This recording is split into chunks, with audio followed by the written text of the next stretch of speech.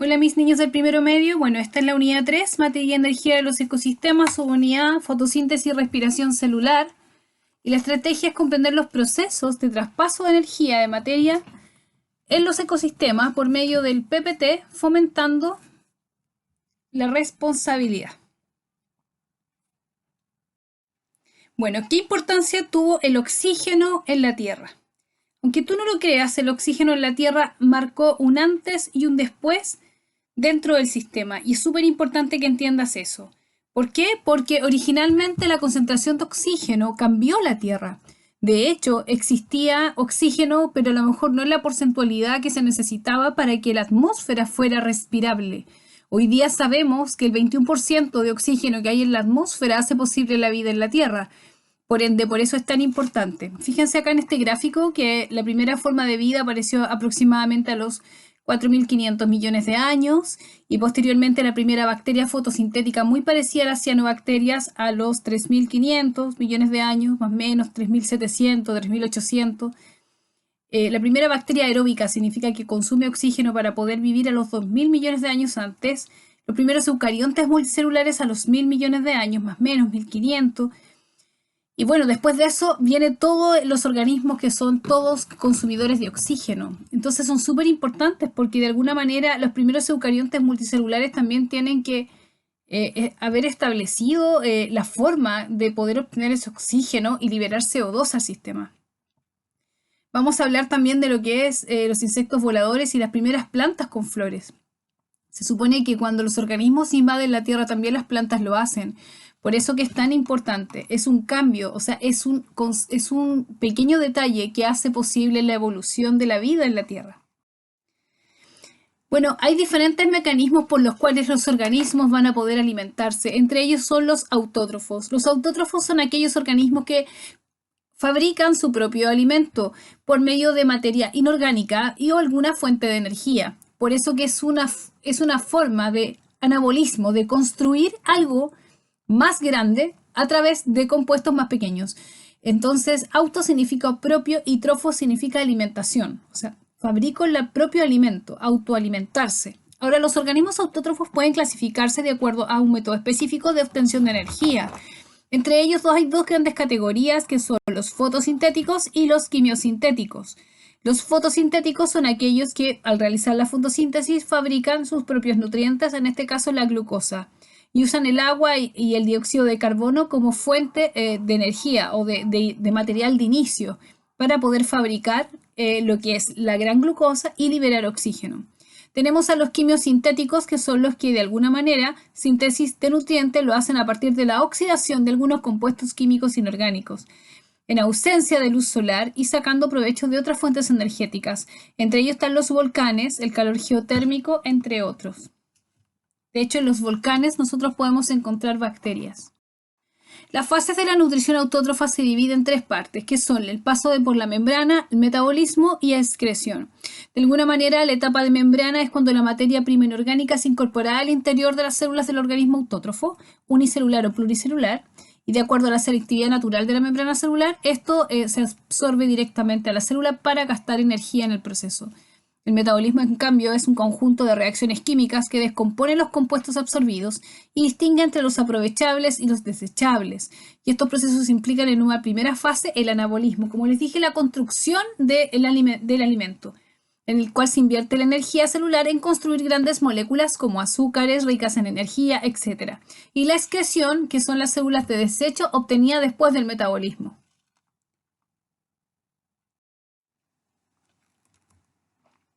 El ecosistema se divide en dos.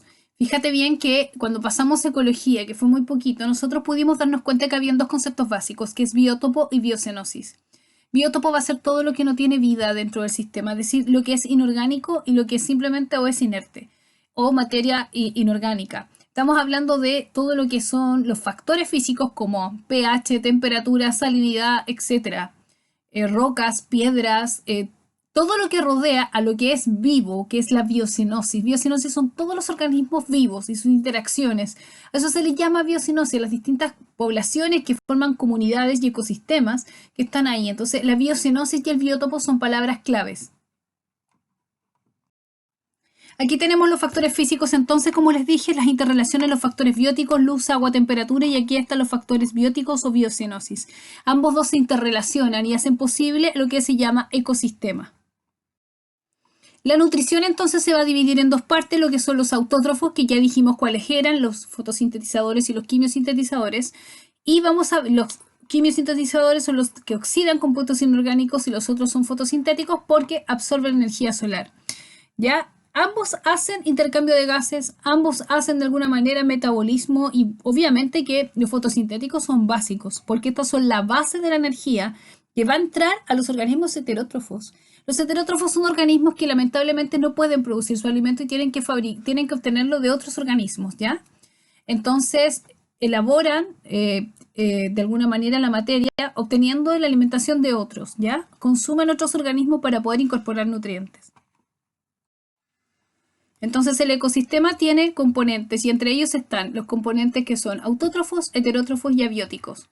Y obviamente que entre los heterótrofos vamos a encontrar los consumidores y los descomponedores.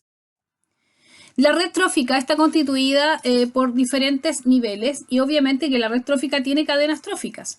Y las cadenas tróficas a su vez tienen niveles tróficos. Y entre ellos están lo que son los herbívoros, carnívoros, y súper importante, los omnívoros, los descomponedores y los dentrívoros. Ahora, súper importante las plantas, por eso lo puse con negro. ¿Por qué? Porque las plantas son la base del sistema. La base de todo son los autótrofos, que son las plantas. Aquí hay un ejercicio en el cual aquí dice tacha los que no sean productores y tú tienes que buscar cuáles no son productores y irlos tachando. Lo mismo pasa con los consumidores primarios, cuáles no son consumidores primarios y cuáles son consumidores secundarios. Y una vez que lo hagas, lo compruebas acá. Ahí está el resultado para que lo puedas revisar.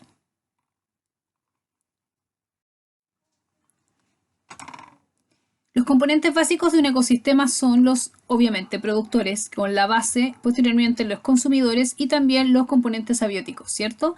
Y obviamente que no podemos dejar de lado lo que es la radiación del sol, la energía solar. Ahora, todo esto está dentro de un ecosistema, de un cuadro que de alguna manera interactúa entre sí, estableciendo que obviamente que hay compuestos inorgánicos que van a entrar a ser utilizados por los autótrofos o productores, como son el CO2 y el agua, para poder producir de alguna manera nutrientes.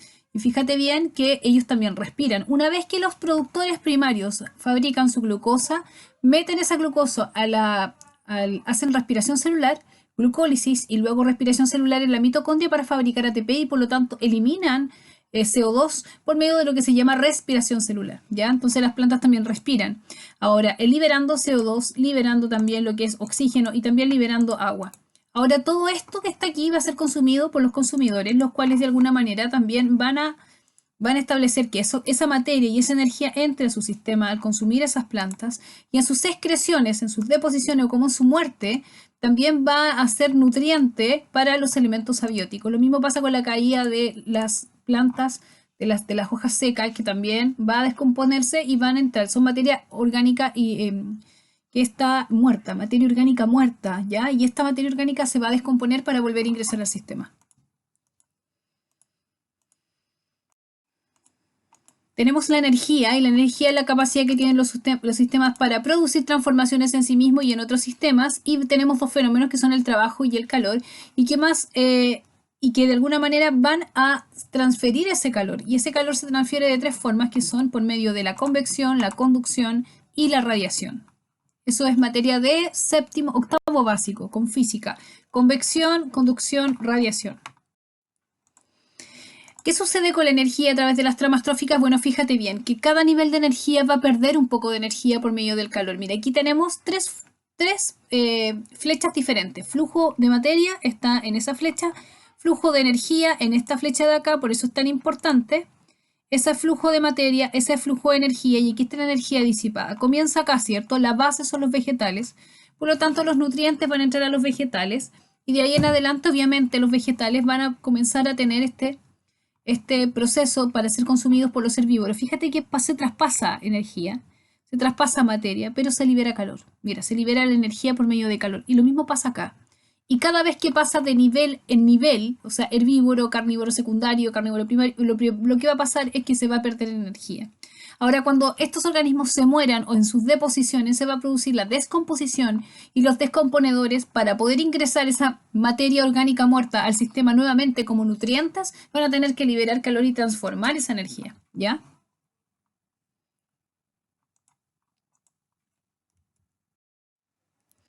Entonces, el flujo de energía se hace desde la luz solar hasta los ecosistemas y también produce calor. Ahora, fíjate bien, la luz entra por medio de la fotosíntesis. La energía luminosa va a entrar al sistema por medio de la fotosíntesis gracias a los productores, los cuales van a transformar esa energía solar en energía química, que es la glucosa. Esta energía química, que es la glucosa, va a ser consumida por los consumidores primarios, los cuales van a consumir ser presa de los consumidores secundarios y así sucesivamente, hasta que todos estos procesos, en todos estos niveles, se produce respiración y también se produce lo que es calor, ¿ya? Y la descomposición. Por lo tanto, todo está encadenado, todo está de alguna manera enlazado para que pueda funcionar. Ahora, la energía solar química, que son los productores, organismos foto y quimiosintetizadores, consumidores primarios como herbívoros, secundarios como carnívoros y terciarios como superdepredadores, todos van a tener la misma capacidad. De nuevo aquí, materia orgánica de origen biológico al medio. Los descomponedores, cuando ellos se mueren, van a descomponerlo por medio de la putrefacción, al igual que sus deposiciones, haciendo que se transformen al sistema biótico para que vuelvan a ingresar como nutrientes. La energía que también ellos desprenden calor y de esa manera van estableciendo las formas. Tenemos la luz con un 100% que entra al sistema. Fíjate bien de esto. La respiración, hay procesos que se establecen. La respiración, la asimilación y la luz que se refleja. Fíjate bien, tenemos energía solar. El 100% de la energía solar está invadiendo esa planta, esas plantas, pero solamente la planta va a asimilar el 1% de esa energía que puede estar ahí. El 50% restante lo refleja la energía, es decir, rebota, y por la respiración se va a perder 49% de energía. Por lo tanto, lo que queda en ese maíz es el 1%. Cuando llega un productor, un consumidor de un productor primario, de la cantidad de que él se puede comer toda la alfalfa, toda la comida, pero solamente el 7% de lo que él come lo va a consumir, lo va a asimilar. El 60% lo va a perder por excreción y el otro 33% por la respiración, ¿ya? O sea, solamente el 10% del 1% va a quedar en él. Luego viene un zorro y se come el ratón. Se va a comer a todo el ratón, pero solamente este zorrito va a asimilar el 20%, el 30% restante se va a eliminar y el 50% restante va a perderse por respiración. Por lo tanto, solamente el 10% de lo anterior va a ser asimilado por el zorro. Si te das cuenta, a medida que vamos aumentando en el nivel trófico, menos energía está siendo asimilada.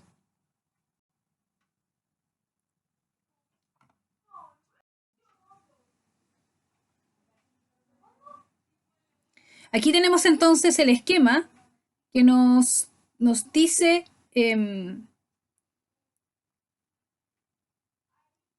que esto es lo que está sucediendo. El 100% entonces reflejado en el maíz, pero solamente se asimila el 1. El ratón se come todo el maíz, pero solamente va a asimilar el 7% del 1%, es decir, el 0,07. Y el zorro, el 20% de todo el ratón, solamente va a asimilar 0,014%. Entonces, es súper importante que esta es la regla del 10, del diezmo de energía, se dice. ¿Por qué? Porque solamente el 10% de la energía total es el que se está asimilando.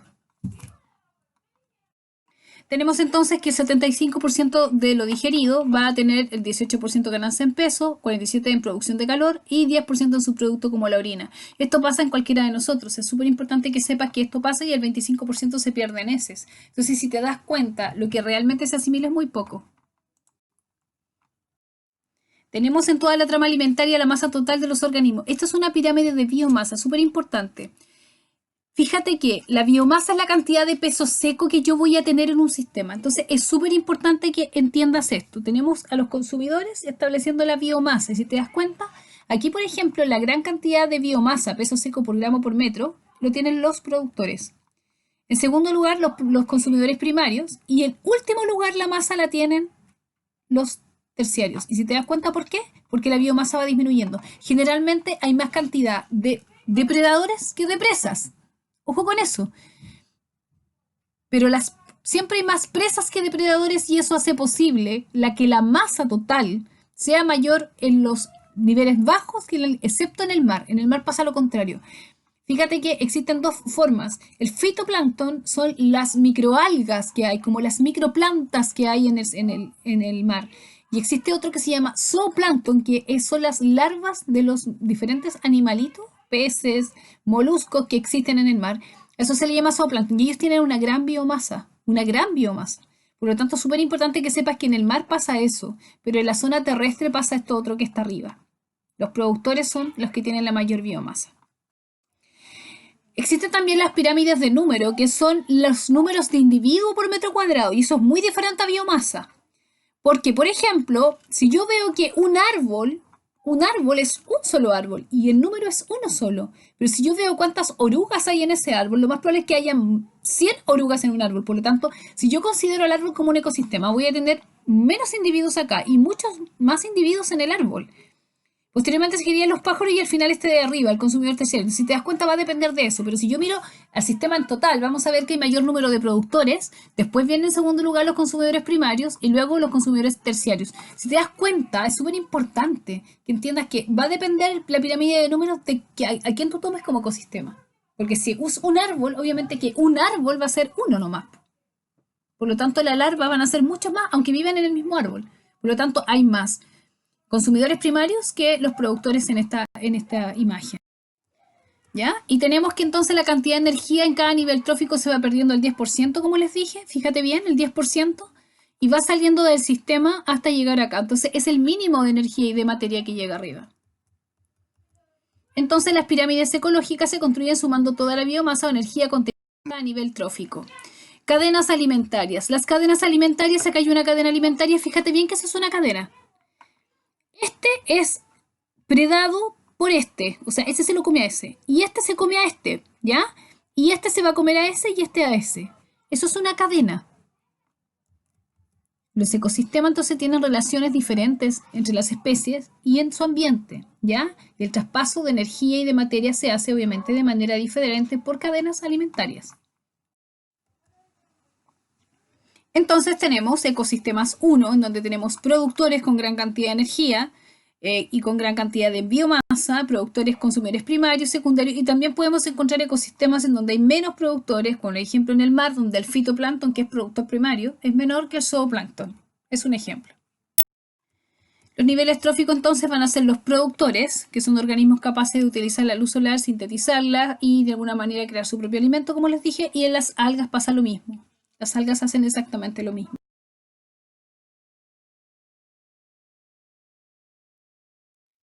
Y están los consumidores primarios, consumidores secundarios y terciarios. Bueno, tanto las cadenas alimentarias como las tramas alimentarias son representaciones de las relaciones que ocurren entre los organismos y el traspaso de energía y materia entre ellos, ¿ya? Entonces, la trama alimentaria del mar, aquí tenemos una trama alimentaria que no es una cadena, que hay muchas cadenas juntas, hay muchas cadenas que están cruzadas, entonces por eso que es tan importante. Estas cadenas están todas cruzadas entre sí. Y bueno, la producción primaria de energía va a ser la energía almacenada por las plantas, producción primaria bruta, total de la energía que capta la planta durante la fotosíntesis. La parte de esta energía se gasta en respiración R. La producción primaria neta se representa como ppn y es la energía que queda disponible luego del gasto que realiza la planta. Entonces yo para poder saber la producción primaria neta tengo que a la producción primaria bruta restarle lo que es la respiración. Y ahí yo voy a tener la producción primaria neta. La producción del ecosistema entonces va a depender de la producción primaria, que es la energía almacenada por las plantas, la producción primaria bruta, que es el total de energía que se capta durante la fotosíntesis, y la parte de esta energía se gasta por respiración. Bueno, niños, esta ha sido mi presentación. Vamos a hacer la otra presentación también para que a ustedes les quede más claro. Y acuérdense de hacer su guía de fotosíntesis, su prueba formativa y me la mandan a mi correo electrónico. Un abrazo y cuídense mucho.